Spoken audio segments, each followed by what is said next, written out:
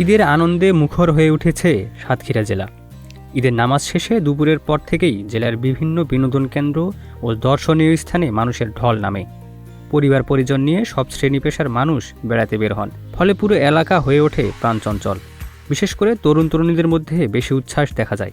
কেউ ছবি তুলছে, কেউ সেলফিতে ব্যস্ত, আবার কেউ বন্ধুদের সঙ্গে আড্ডায় মেতে উঠেছে। শহরের বাইপাস সড়ক বিকেল থেকে রাত পর্যন্ত ছিল লোকে লোকারণ্য।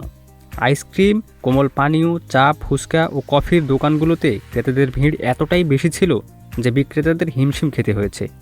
একই সঙ্গে আইনশৃঙ্খলা বাহিনীর সদস্যদের বিভিন্ন স্থানে টহল দিতে দেখা গেছে, যাতে কোনো অপ্রীতিকর ঘটনা না ঘটে।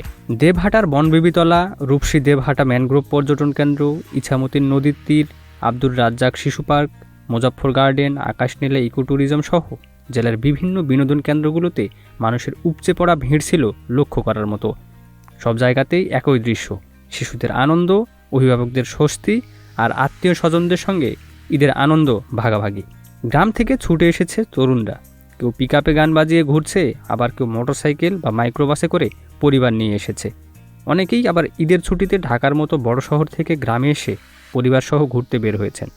দর্শনার্থীদের মতে এই সময়টা তাদের জন্য অনন্য এক আনন্দের উপলক্ষ।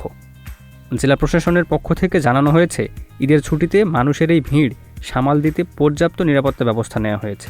সব মিলিয়ে ঈদের ছুটিতে সাতক্ষীরা পরিণত হয়েছে এক আনন্দঘন মিলন মেলায়।